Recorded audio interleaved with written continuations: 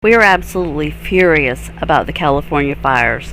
Why are we furious about the fires? Because they are not natural fires. They are a part of the Agenda 21 or the Agenda 2030 depopulation plan. If you don't know what this plan is, then you need to get busy researching this evil plan for yourself.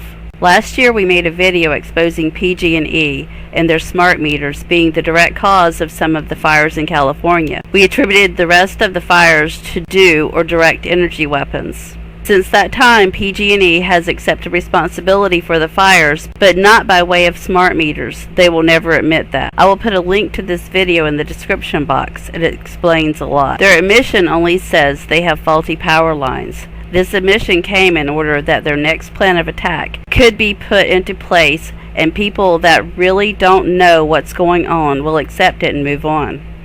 Their next plan of attack was cutting power. With PG&E's admission of faulty power lines, they now supposedly have legitimate reasons for turning off the power. They are supposedly trying to prevent fires, or at least according to their false narrative. A direct energy weapon, for those who don't know, is what the U.S. military calls a DEW. The signatures of DEWs being used are random fires starting at the same exact time or nearly the same time. Some homes will burn while their neighbors remain untouched. Homes and all of their contents, including porcelain toilets, melt or vaporize, while plastic garbage cans nearby are untouched. Trees remain untouched right next to a burning house. When trees do burn, they burn from the inside out. Cars burn and literally melt, tires, rims, and all.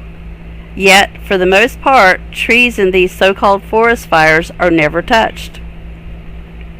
A direct energy weapon is a microwave energy weapon mounted on the tip of Air Force or other military planes. The weapons cook objects like an ant in a magnifying glass, totally vaporizing their targets. Agenda 2030 land grabs are needed for California's high-speed rail system, as well as to make way for the UN Biodiversity Red Zone map, which will turn most of the U.S. into off-limits to human use. These fires are clearing the path for these things to happen. You don't have to believe us.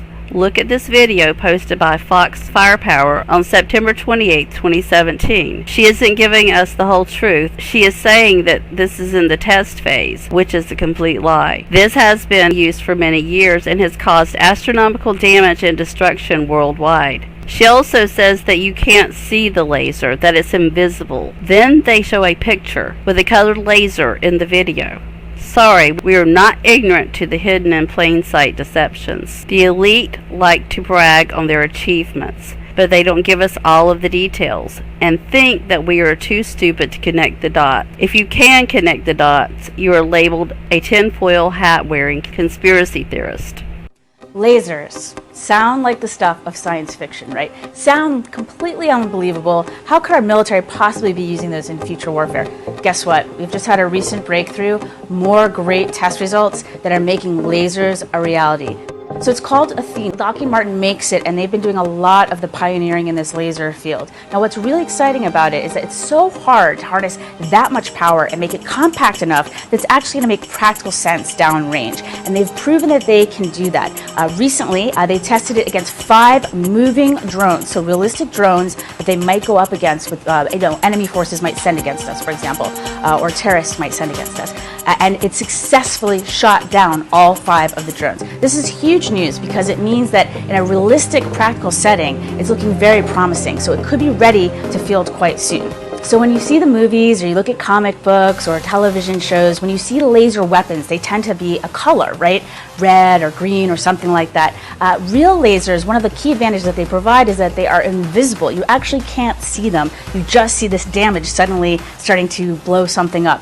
So if we take a look now at what the Athena did to a truck. So we're looking at a truck engine, and the Athena within seconds was able to beam right in there, heat the whole thing up, and burn through the engine of this vehicle. So if you can imagine if you were in that vehicle, all of a sudden, this hole would start appearing in your engine, and the whole thing would just disappear.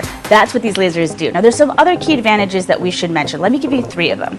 1, unlimited ammo. As long as we have power, we have an unlimited magazine. And downrange, of course, having unlimited ammo can be a huge advantage. Second, it's silent. You don't give the enemy any advance warning that it's coming. And then the third one I wanted to touch on is that it travels at the speed of light. So not only are we delivering powerful, decisive effects, lethality, we're also doing it so rapidly they don't know what hit them. So if you can circle back to that example of being in the car again, that would happen so instantaneously, within seconds, you truly would have no idea what was happening. It would just suddenly start disintegrating, right? So what can we use these against? So we talked about the vehicle a bit. We talked about how Athena has just proven itself against drones. But in the real world application, our forces could use it against the drones. We could use it against aircraft. We could use it against vehicles on the ground, like we mentioned. We could also use it against fast attack boats. And in fact, Athena's sibling, Adam, a couple years ago proved that it could eliminate these fast attack boats. So if you imagine boats start trying to swarm one of our ships, not a problem for this laser. Burns right through the hull. As you can see right there, it's burning right through the hull. I'm incredibly excited about this news, this great news about the successful testing of Athena, because it means that we'll be putting these powerful weapons soon. We could put them in the hands of our warfighters and give them even more powerful weaponry to keep themselves safe and also to deliver the effects that we need. They can be used, laser weapons can be used offensively and of course defensively too, to help protect our homeland. Think of our airports that might be under threat from enemy drones. They could be used to protect we could use them statically and used to protect our airports. They could be used to protect our power grid, our nuclear plants. So there's lots of different exciting applications for this technology. It is no longer science fiction, but science fact. As I said earlier, the signature of the dues being used to start these fires are random fires starting at the same time. So let's go over to Logic Before Authority and see what he shows.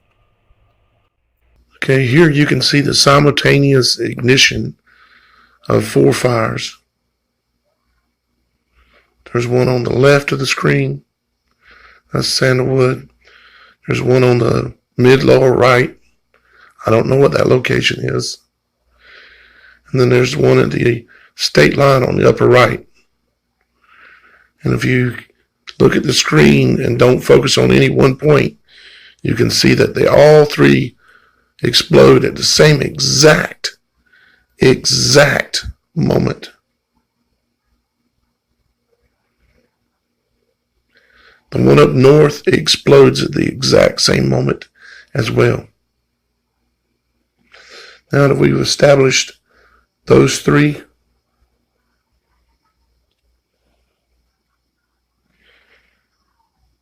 so we've got right there, boom.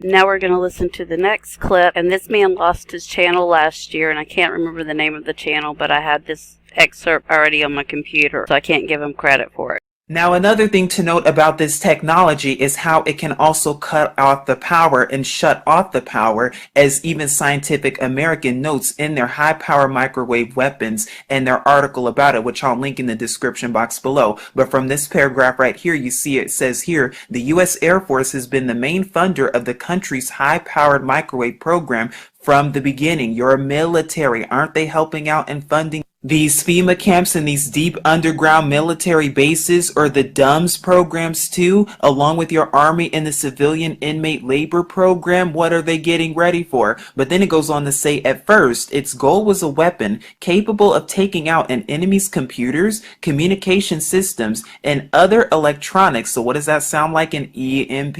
In theory, the idea remains compelling. An E-bomb would be able to fire microwave bullets at the speed of light, and if tuned to the right frequencies, notice how it says frequencies, disable its targets without collateral damage. Cars would be stopped in their tracks, radars blinded, and computers destroyed with no need for high explosives. So that's one of the things it can do, along with trigger and start fires depending on the electromagnetic frequencies that are being used in these high-powered microwave system devices.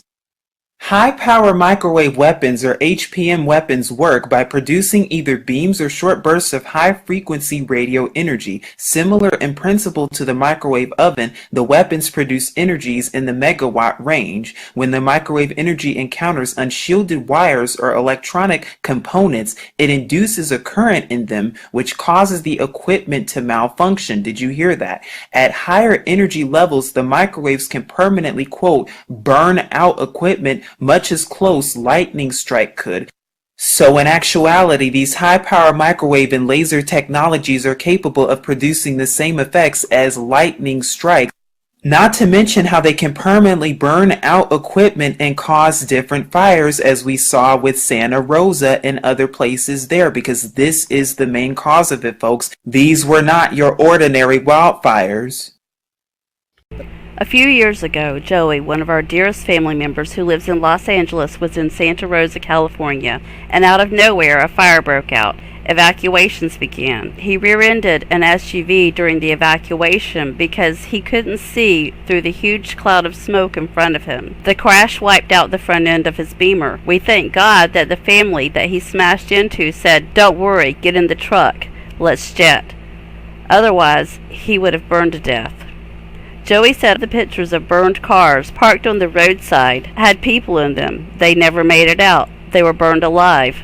Officials closed off an entire lane to the people that were evacuating. They could have allowed 2 exit lanes, yet officials only allowed 1 lane to be used. 2 exit lanes would have saved a lot of lives, but officials chose to allow people to die instead. The families of these victims will never have closure because they were cremated and will not be able to be identified. Cremation of a body requires a temperature ranging between 14 to 1800 degrees Fahrenheit.